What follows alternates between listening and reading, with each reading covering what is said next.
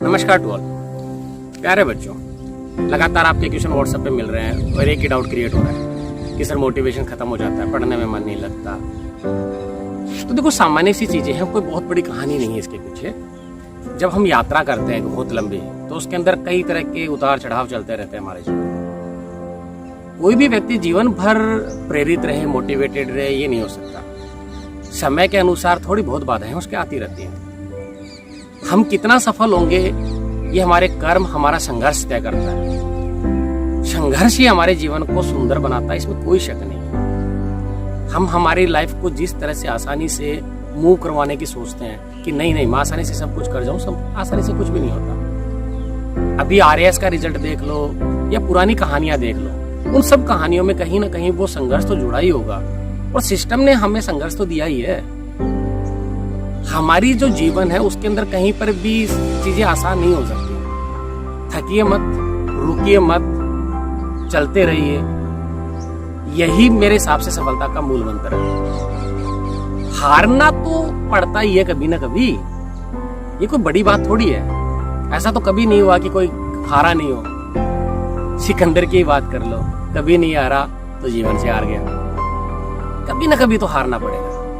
बस यही है कि उस हार को स्वीकार करो, उसको समझो, एनालिसिस करो और एक बार फिर उठ खड़े हो। और एक बार दोबारा जब हम शुरुआत करते हैं तो सबसे इंटरेस्टिंग बात ये है कि हम सोचते हैं कि जीरो से शुरुआत हुई है।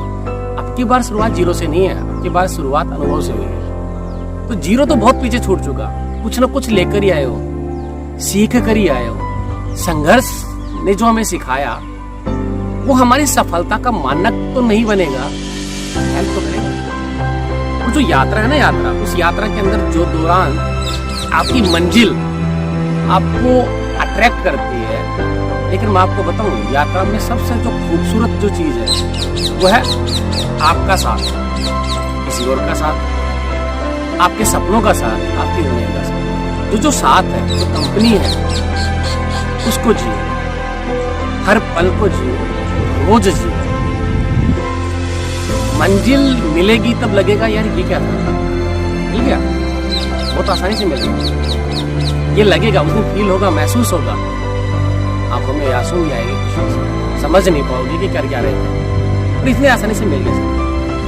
क्योंकि जो तकलीफें हैं वो आज बड़ी लग रही है, समय के बाद में वो छोटी होती चली जाएंगी। आपको पता भी नहीं चलेगा कि आप कब उन प्रॉब्लम्स को डील कर गए। और वो प्रॉब्लम के साथ जो आपने डीलिंग की ना, उसी से आप बनकर निखरे हो। आपका जो एटीट्यूड बना उस पोस्ट के लिए, उस मंजिल के लिए, उस डेस्टिनेशन के लिए, वो उन बाधाओं ने आपको तैयार किया। तो इसलिए घबराओ मत।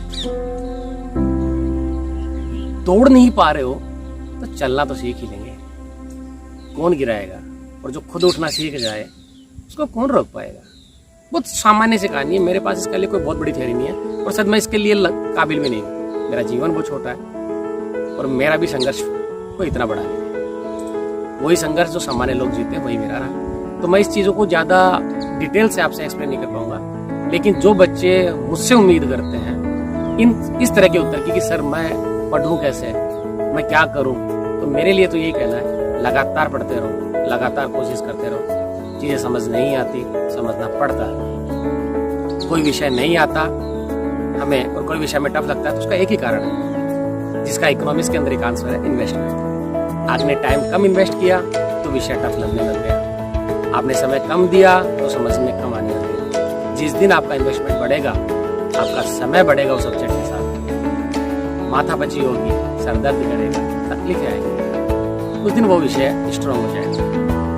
कई बार हमें लगता है कि मैंने 8 घंटे पढ़ लिया, हमने 8 घंटे पढ़ाई की, आज तो मजा आ गया, लेकिन उसमें से 6 घंटे हम उसी चीज़ को पढ़ रहे थे जो हम पहले चाह रहे थे। बहुत अच्छा काम है, कॉन्फिडेंस देता है, लेकिन सच्चाई कुछ और है। कई बार लगता भी है कि कोई बच्चा इतनी देर पढ़ के भी नंबर कमा रहा है। समस्या ये है कि कई बार हम इससे फर्क नहीं करते, हम अपने आप से ही झूठ बोल लेते हैं कि मैं पढ़ रहा हूँ। सच्चाई हमें भी पता है, हमने उन टॉपिक्स को, उन विषयों को छुआ भी नहीं जो हमें तकलीफ दे रहे थे। कोशिश कीजिए, फाइट करो। सोचो कि एक टॉपिक नहीं आ रहा, आपने उसको 2 बार पढ़ा, 5 लाइनें याद हुई, अगली बार वो 5 लाइनें तो नहीं पढ़नी पड़ेगी, वो तो समझ में आई। तो फिर वही बात की शुरुआत 0 से नहीं हुई, अब 5 लाइन से हुई थी, अनुभवों से हुई थी, उन एक्सपीरियंस से हुई थी जो सुखद है, आपको अच्छे लगेंगे। बहुत छोटी बातें हैं और मैं ये कहता हूं कि आपके मार्क्स आपकी लाइफ को तय नहीं करते, इसमें कोई शक नहीं है, ये बात सब मानते हैं, आप भी समझते हो। 3 इडियट आपने भी देखी है। लेकिन मैं ये कहूंगा कि मार्क्स सब कुछ नहीं है, लेकिन इवैल्यूएशन का पॉइंट वही है। सरकार जब क्राइटेरिया बनाएगी तो मार्क्स जरूर देखेगी। सरकार आपको पर्सनली नहीं जानती है, ठीक है? तो मार्क्स के साथ भी जाइए, मार्क्स के बगैर कुछ भी नहीं है। कट ऑफ जो चीज़ होती है वो हमेशा दिमाग में होनी चाहिए। कट ऑफ तो कट ऑफ होता है, क्योंकि छटनी का जो क्राइटेरिया सरकार के पास है, हमारे सिस्टम के पास है। तो मार्क्स के साथ चलिए, विद द नॉलेज चलिए, जिस पोस्ट, जिस डेस्टिनेशन, जिस लक्ष्य की तरफ आप मुड़ रहे हैं, उस एटीट्यूड के साथ चलिए जो आपको उस मंजिल तक पहुंचा दे, और मंजिल पर पहुंचने के बाद में आपको यह ना लगे कि मैं गलत जगह आ गया।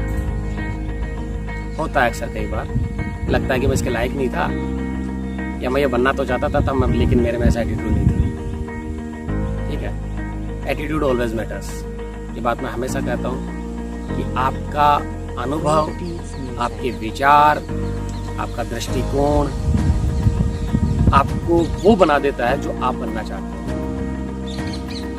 टीचर बनने के लिए क्या होना चाहिए ये बात सबको पता है, ठीक है? तो उसी तरह से आप जिस पोस्ट पर जब जाना चाहते हो, जब हम इसको इवेल्युएट करते हैं कि इस पोस्ट के लिए आपने क्या योग्यता है, आपने क्या क्राइटेरियाज होने चाहिए, किस तरह का एटीट्यूड, किस तरह का दृष्टिकोण होना चाहिए, तो वो आप में भी होना ही चाहिए, उसमें कोई शक नहीं है। और उस तरह का दृष्टिकोण, उस तरह का अप्रोच आपको उन चीज़ों को अध्ययन करने में बहुत हेल्प करता है कि जिस तरह का आप बनना चाहते हैं। ये समझ लें, अच्छे से विचार कर लें। मैंने जो बातें बोली हैं, आई थिंक मुझे लगता है ऐसा आप लोगों को समझ में आएगी। मुश्किल है थोड़ा इतनी शॉर्ट में बात करना और समझाना, लेकिन इसको बार बार देखिएगा।